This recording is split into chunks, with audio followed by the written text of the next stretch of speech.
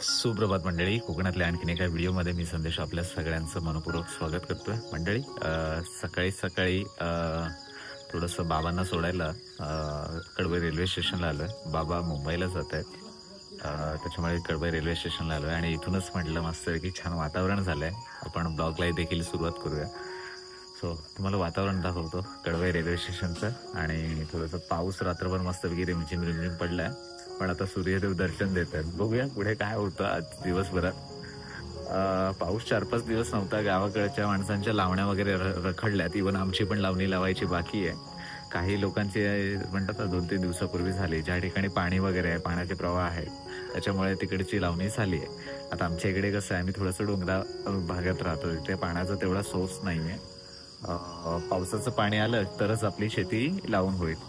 असो, बघूया. बाबा मुंबईला खास जात आहेत, आमच्या साराचा वाढदिवस आहे, त्याच्यामुळे मग बाबा मुंबईला जात आहेत आणि त्यांना सोडायला मी कडवईला आलो आहे.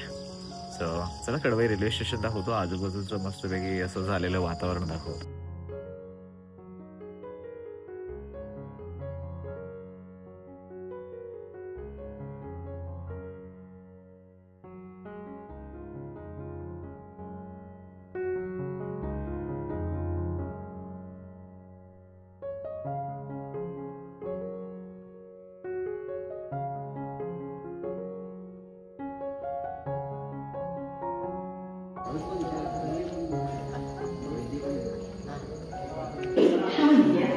रत्नागिरी दिवा पुढे प्लॅटफॉर्म क्रमांक 1 वर गेला आहे. कृपया रत्नागिरी से आने वाली दिवा पहुंचाने वाली गाड़ी नंबर 80104 रत्नागिरी दिवा कुछ समय में प्लेटफॉर्म क्रमांक 1 पर आ रही है. May I have your attention please? Train number 5010 Ratnagiri दिवा is arriving shortly on platform number 1.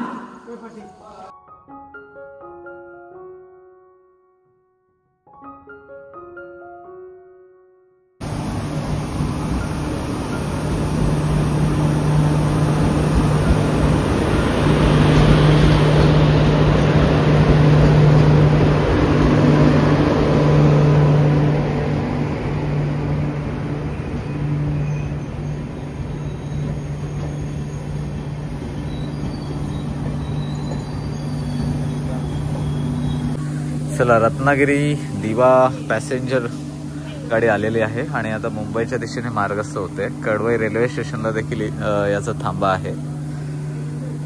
चला, बाबांना आपण आता गाडीमध्ये सोडलंय, घरच्या दिशेने जाऊया. चला, मी सोडायला आलो होता.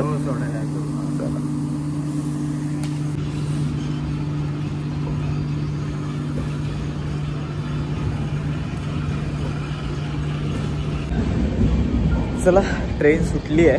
आपण आता थोडंसं कुठेतरी चहा वगैरे पिऊया, कारण येताना ना मस्तपैकी पावसाने गाठलेलं, थोडंसं ओला झालंय आणि मस्तपैकी छान असं थंड वातावरण देखील झालंय. तर म्हटलं आता आमच्या इकडे तुरळला बाबूदादाची मस्तपैकी गरमागरम चहा मिळते. सकाळी सकाळी लवकर चहा मिळण्याचं एकमेव आमच्या गावातलं ठिकाण. मंडळी बघा, हे मामा आहेत. लावायला जात आहे की काढून आणल्यात? काढून आणल्यात. काय लागलं काय? होय ना, होय काय?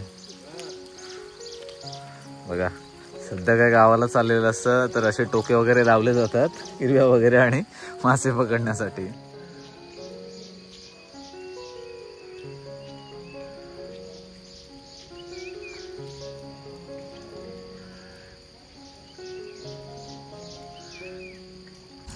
पण म्हणजे वातावरण बघा कसं झालंय. सूर्यदेवता आपल्याला दर्शन देते इथून. पण कसं आहे बघूया, आज दिवसभर थोडंसं पावसाचं वातावरण असेलच, पण आपली लावणी बाकी आहे. तर पावसाला आपण विनंती करूया, बाबा ये. पण इकडून बघा सूर्यदेव उगवत आहेत मस्तपैकी, आणि थोडेसे ढग पण आता थोडेसे विरळ झालेत. असं चला, बाबूदाच्या इथे जाऊया आणि चहा घेऊया मस्तपैकी. चला मंडळी, आपण आपल्या तुरळ गावामध्ये पोहोचलेलो आहोत. समोरच दिसतंय ते बाबूदाचं चहाचं दुकान. आपण तिथे जाऊन मस्तपैकी चहा पिऊया. या. आहा,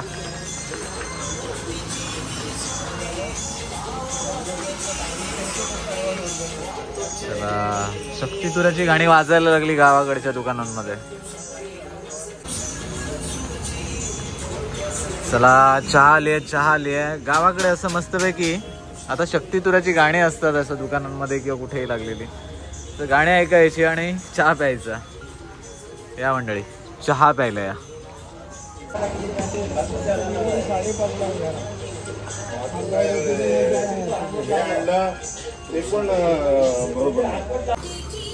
चला मंडळी, चहा झाली आहे बघा. इकडे हळूहळू सगळेच गावकरी मंडळी येऊन बाबूदाच्या चहाचा आनंद घेतात.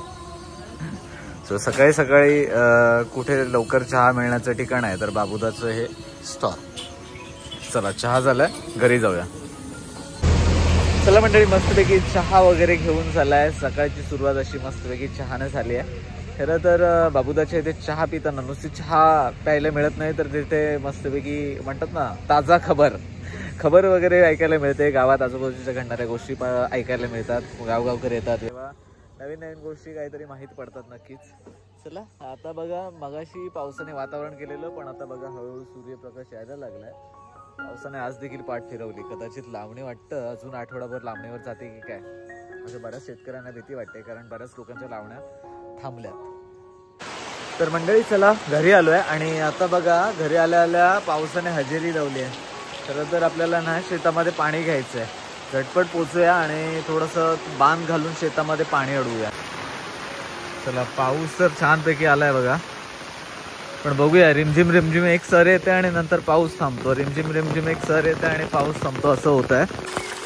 हे बघा, हे आपलं शेत आहे आणि याच्या आतमध्ये आता पाणी घ्यायचंय. पण इथून बघा थोडंसं, हे बघा इथे बघा, हे थोडंसं आपण इथून पाणी असं आत जाण्यासाठी माती लावली आहे. गावाकडे पेंडा आणि माती असं केलं जातं, एकत्रित केले जाते आणि त्याच्यामुळे असं थोडासा छोटासा बांध देखील तयार होतो. तर इकडून वरून येणारं जे पाणी आहे ते सगळं शेतामध्ये जाईल. बघूया आता किती साचतं आहे ते, त्याच्यावरती आपण पटकन आज दाढ काढू. दाढ म्हणजे काय तर रोपं काढू आणि लावणी लावू.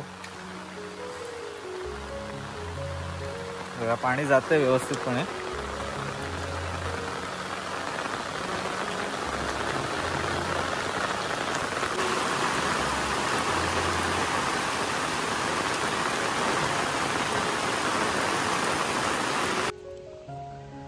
मंडळी, आज आहे दुसरा दिवस. काल थोडक्यात सकाळी पाऊस आला आणि एक सर येऊन गेल्याच्या नंतर पूर्णच दिवसभर ऊन होतं. संध्याकाळी थोडंसं पावसाचं वातावरण होतं, पण पाऊस पडलाच नाही. आज दुसरा दिवस आहे, दुसऱ्या दिवसाची सकाळ आहे. कडक ऊन पडलंय, दाखवतो. हे बघा, असं मस्तपैकी कडक ऊन पडलंय. त्याच्यामुळे कसं आहे, आपल्याला भात लावणी जी करायची बाकी राहिलेली आहे ती करता येत नाही आहे. पाऊस आला तरच पावसाच्या पाण्यावरती आपली भात शेती होणार आहे, भात लावणी होणार आहे. तर बघूया आता. पाऊस तर आता गावाकडची माणसं काय म्हणतात की आता तरणा पाऊस थोडा सरता होणार आहे आणि आता म्हातारा लागणार आहे. तर वाहन कुठलं आहे, कुठलं नक्षत्र आहे, त्याच्यावरती गावाच्या माणसांचं आहे ना अचूक म्हणतात ना प्रेडिक्शन असतं. सो आपण बघूया, वाट बघूया. अदरवाईज एक सोल्युशन काढायचा प्रयत्न करतोय. कुठून तरी पाण्याचा सोर्स असेल तिथून पाणी डायव्हर्ट करून इकडे आणून आपली भात लावणी लावायची. खरं तर डोंगराळ भागातली शेती ही नेहमीच कठीण असते, कारण भौगोलिकदृष्ट्या कोकणातली शेती आहे ना, मी नेहमीच सांगत असतो की कठीण का असते ते. एकतर डोंगर उतारावर असते किंवा डोंगराच्या भागामध्ये कुठेतरी शेती असते आणि जेव्हा पाऊस पडेल ना तेव्हाच ह्या पावसाच्या पाण्यावरती शेती लावली जाते. काही ठिकाणी नद्या नाले वगैरे असतात, त्या ठिकाणी शेती करणं सोपं जातं. पण ज्यांची डोंगराळ भागात शेती आहे, म्हणजे आता बघा समुद्र कोकण, मध्य कोकण आणि सह्याद्री कोकण. मध्य कोकण आणि सह्याद्री कोकणात आहे ना थोडंसं शेती करणं अवघड आहे, कारण थोडासा डोंगराळ भाग असतो. तर गावाकडे या गोष्टी आहेत. तर नक्कीच शहरातल्या लोकांना वाटेल कोकणात मस्तपैकी मान्सून वगैरे आहे, थोडा थोडा तुरळक पाऊस येतो, सर्वीकडे हिरवगार झाला आहे, नद्या नाले ओसंडून वाहत आहेत. पण शेती हा विषय थोडासा वेगळा आहे, थोडंसं कठीणच आहे मी म्हणेन कोकणातली शेती. सो असा सगळ्या गोष्टी आहेत. असो, बघूया आता उद्या परवा काय होतं ते अपडेट. त्याची अपडेट तुम्हाला नक्कीच पुढच्या व्हिडिओमध्ये देईन. असो मंडळी, पुढच्या व्हिडिओमध्ये तुम्हाला भेटतो. तुर्तास मी तुमची रजा घेतो. तोपर्यंत टाटा. येवा कोकण आपलंच, काळजी घ्या.